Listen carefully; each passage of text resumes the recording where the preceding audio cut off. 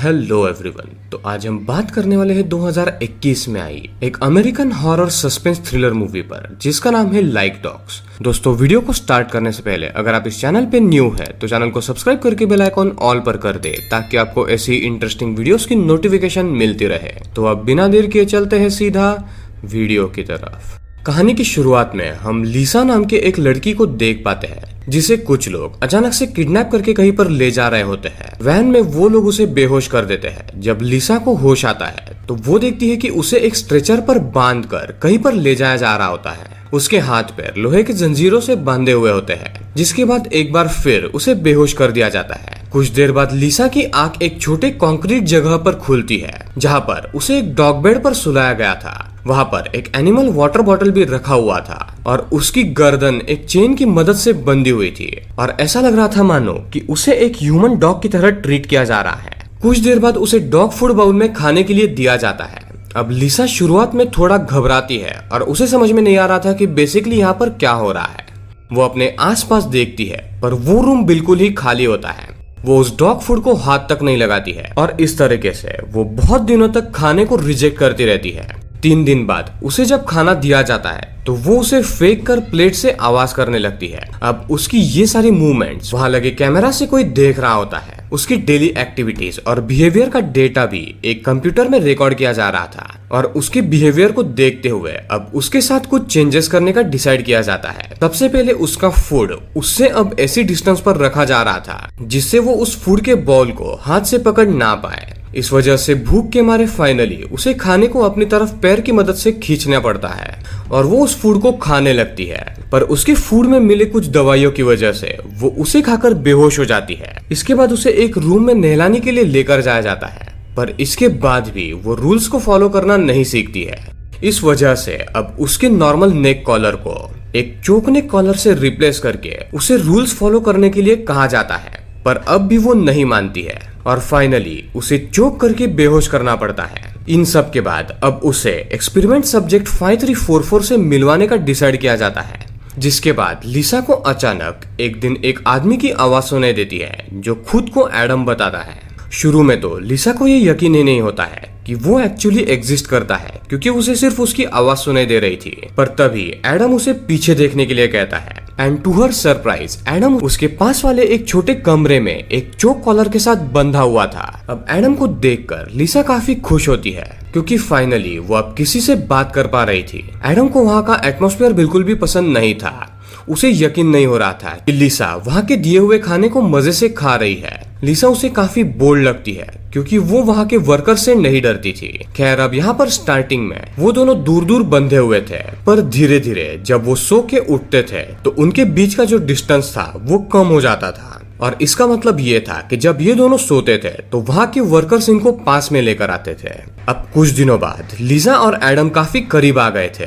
वो लोग एक दूसरे को अपनी फैमिलीज के बारे में बताने लगते हैं और इस तरह उनके बीच में एक कनेक्शन बन जाता है। तभी अचानक एडम एक दिन वहाँ उन्हें खाना देने आने वाली एक वर्कर पर उसकी रॉड से अटैक कर देता है और उससे कीज लेकर वो खुद को और लीसा को वहाँ से फ्री कर लेता है। हालांकि उनकी कॉलर्स अब भी उनके नेक पर थी, पर तभी अचानक लीसा अपनी प्लेट से एडम पर अटैक करके उसे बेहोश कर देती है, जिस पर एडम मेडे बोलकर गिर जाता है। इसके बाद लीसा कैमरा के सामने देखकर स्माइल करने लगती है। अब कुछ देर बाद लीसा को एक रूम में ले जाया जाता है जहाँ पर जॉर्ज और एरिका नाम के 2 लोग होते हैं। असल में ये सारा एक्सपेरिमेंट खुद लीसा ने ही प्लान किया होता है अपने यूनिवर्सिटी ग्रांट की मदद से।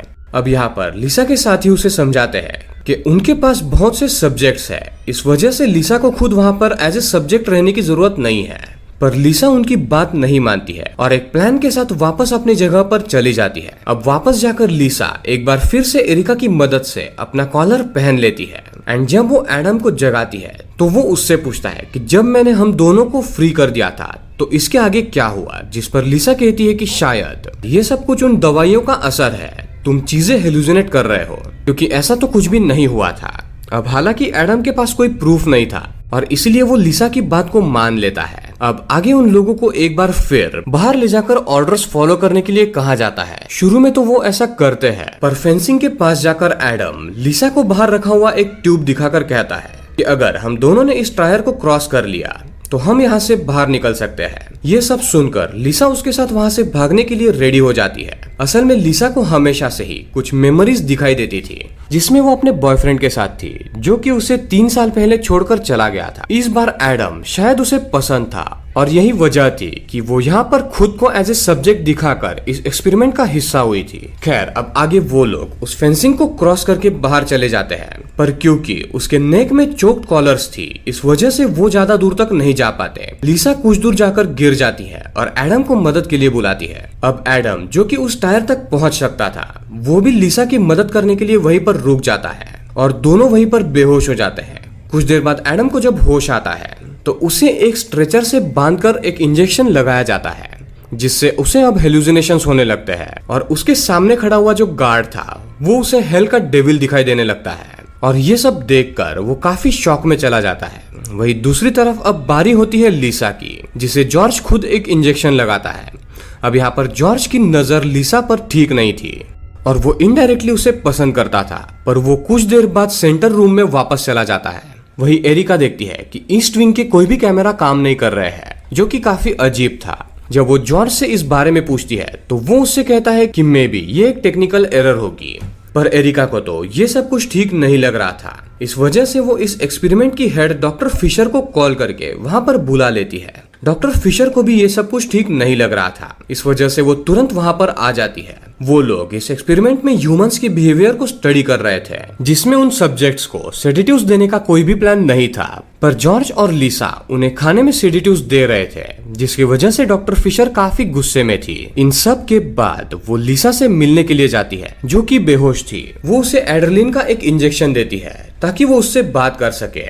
वो लिसा से एडम के बारे में पूछती है क्योंकि उसका कोई रिकॉर्ड उसके पास नहीं था, पर लिसा उन्हें कुछ भी बताने से मना कर देती है। इसके बाद फिशर लिसा से कहती है कि उसके खुद के भी प्रॉपर पूरे डॉक्यूमेंट्स उनके पास नहीं है, जिस पर अब लिसा को धीरे धीरे उस पर गुस्सा आने लगता है और वो डॉक्टर फिशर को उसी का एड्रेनलिन इंजेक्शन लगाकर फ्रीजर में बंद कर देती है। इसके बाद वो जॉर्ज और एरिका के पास वापस जाती है और बताती है कि डॉक्टर फिशर वहां से जा चुकी है, पर एरिका को अब इन सब पर और भी ज्यादा डाउट होने लगता है क्योंकि कुछ देर पहले तक तो डॉक्टर फिशर उनके एक्सपेरिमेंट से खुश नहीं थी, तो वो बिना बात किए वहां से अचानक क्यों चली गई। खैर अब लिसा वापस से एरिका को थोड़ा कन्विंस करती है और एक बार फिर से अपने कमरे में चली जाती है और इस बार वो अपने साथ चेन्स को खोलने वाली की को भी लेकर आई थी।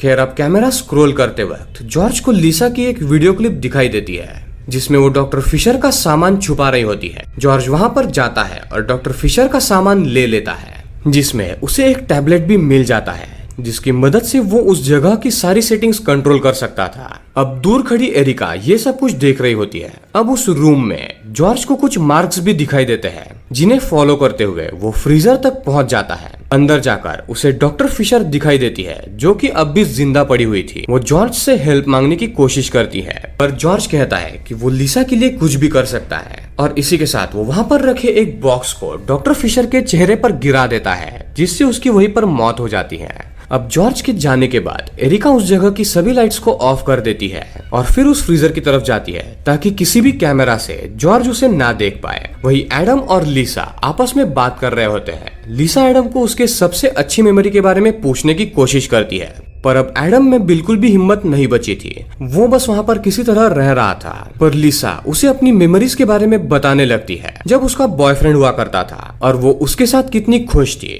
खैर अब जब एरिका उस फ्रीजर में डॉक्टर फिशर की डेड बॉडी देखती है तो वो जोर से चिल्ला देती है जिसकी आवाज सभी लोग सुन लेते हैं। ये सब सुनकर लिसा अपनी की को यूज करके खुद की और एडम की चेन खोल देती है। वही जॉर्ज जो कि वहीं पर छुपा हुआ था वो एरिका को पकड़ लेता है और एक इंजेक्शन लगाकर उसे बेहोश कर देता है। इसके बाद वो कैमरा से लिसा और एडम को भी भागते हुए देख लेता है और उनके चोक कॉलर्स की मदद से वो उन्हें भी बेहोश कर देता है। कुछ देर बाद एरिका और एडम होश में आते हैं और वो दोनों चेयर से बंधे हुए एक रूम में बैठे हुए थे। यहाँ पर एरिका एडम को बताती है कि ये सब कुछ एक ह्यूमन एक्सपेरिमेंट का पार्ट है जिसमें लिसा भी एक क्रिमिनल है, पर एडम को इन सारी बातों पर विश्वास नहीं होता है क्योंकि आखिर एरिका भी उन्हीं लोगों में शामिल थी जिन्होंने उसे वहाँ पर फंसा कर रखा हुआ था। पर अब एरिका उसे वो पार्ट भी बताती है जब उसने एक वर्कर को हिट करके वहाँ से भागने की कोशिश की थी और लिसा ने उससे कहा था कि ये बस उसका एक हेलुसिनेशन है। अब ये सब कुछ सुनकर एडम को एरिका पर विश्वास होने लगता है, क्योंकि ये बात तो बस उसे और लिसा को ही पता थी। तो आखिर एरिका को ये सब कुछ कैसे पता। वही दूसरी तरफ लिसा इस वक्त एक व्हील चेयर से बंधी हुई सेंट्रल रूम में बैठी होती है, जहाँ वो कैमरा में ये सब कुछ देख रही थी। वही एडम एरिका से पूछता है उसे एक्सपेरिमेंट के लिए क्यों चुना गया, जिस पर एरिका उसे बताती है कि लिसा को पिछले 1 साल से उस पर क्रश था, इस वजह से वो उसके साथ रहना चाहती थी और उसे कंट्रोल भी करना चाहती थी। तभी अचानक जॉर्ज लिसा के पास आता है। लिसा उससे सब कुछ रोकने के लिए कहती है, क्योंकि उसने एडम को अब तक अपने जाल में फंसा कर रखा हुआ था, पर अब एरिका सब कुछ खराब कर रही थी। लिसा को देखकर जॉर्ज को बहुत मजा आ रहा था। अब वो उसे एक कमरे में ले जाता है, जहाँ पर बहुत से लोग बंधे हुए थे। वो सभी लोग लिसा को देखकर अलग अलग नाम से बुलाने लगते हैं। असल में वो सारे के सारे लिसा के ही पुराने बॉयफ्रेंड्स या फ्रेंड्स थे, जो कभी ना कभी उसे पसंद किया करते थे। लिसा को वो सारे लोग याद तो थे, पर उसे ये नहीं पता था कि वो सब यहाँ पर क्या कर रहे हैं, क्योंकि ये सब कुछ जॉर्ज का काम था, जो कि इनडायरेक्टली लिसा को फॉलो करता रहता था।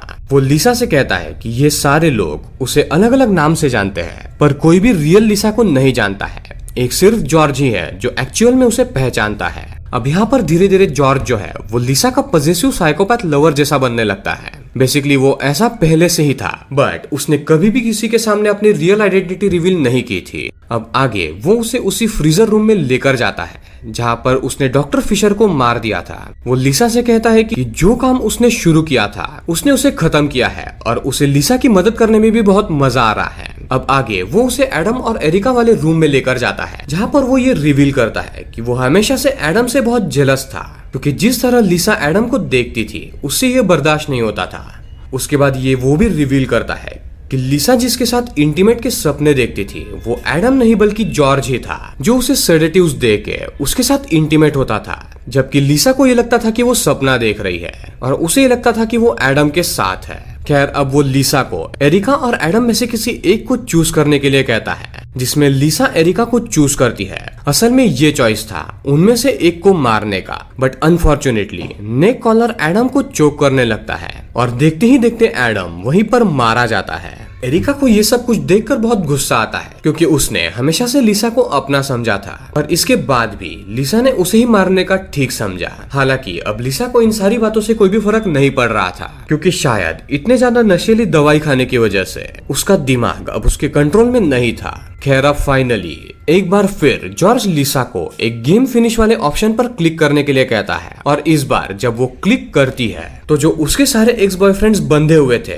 वो चोक करके मारे जाते हैं। ये सब देखकर लिसा उस डिवाइस का यूज करके अपना भी चोक कॉलर एक्टिवेट कर देती है, जिसे देखकर जॉर्ज बहुत घबरा जाता है और उसकी जो नेक कॉलर थी वो उसे रिमूव कर देता है। ऐसा होते ही लिसा उस पर अटैक कर देती है और एरिका को खोलकर वहां से भाग जाती है, पर अभी भी वो लोग वहां से बाहर नहीं निकल पाए थे। जॉर्ज कंटिन्यूअसली उनका पीछा करता रहता है। तभी लिसा और एरिका एक रूम में छिप जाते हैं और जैसे ही जॉर्ज वहां पर आ जाता है वो उसे बेहोश कर देते हैं। इसके बाद वो लोग जॉर्ज को बुरी तरीके से टॉर्चर करके उसे जान से मार देते हैं। इन सब के बाद अब एरिका लिसा से कहने लगती है कि मुझे बहुत से मौके मिले यहाँ से जाने के, पर मैं तुम्हें छोड़कर यहाँ से नहीं जा सकी, क्योंकि तुम मेरी एक फैमिली हो। और तभी अचानक लिसा उसके फेस पर अटैक कर देती है, क्योंकि उसे एरिका की आइडेंटिटी चाहिए थी ताकि वो बाहर की दुनिया में एज ए एरिका बनकर जी सके। वो एरिका से कहती है कि हाँ तुम मेरे लिए इम्पोर्टेंट हो और क्योंकि तुम मेरी फैमिली हो इसीलिए तुम्हारा सैक्रिफाइस मेरे लिए जरूरी है और थैंक यू। और ये बोलकर वो उस पूरे एरिया को आग लगाकर वहां से भाग जाती है। अब यहाँ पर लिसा को लग रहा था कि उसने एरिका को मार दिया है, बट वहीं पर हम मूवी के एंड क्रेडिट सीन में देख पाते हैं कि एरिका अब भी जिंदा होती है और वो उस जगह से बच निकलकर बाहर आ जाती है। और इसी के साथ साथ गाइस ये मूवी यहाँ पर एंड होती है। तो दोस्तों ये थी लाइक डॉग्स मूवी की कहानी। आई होप कि आपको ये पसंद आई होगी। तो अगर आपको ये वीडियो अच्छी लगी है तो इस वीडियो को लाइक करें। अगर आप इस चैनल पे न्यू है तो चैनल को सब्सक्राइब करके बेल आइकॉन ऑल पर कर दे, ताकि आपको ऐसी इंटरेस्टिंग वीडियोस की नोटिफिकेशन मिलती रहे। तो दोस्तों मिलते हैं ऐसी किसी अगली इंटरेस्टिंग वीडियो में, तब तक के लिए पीस आउट।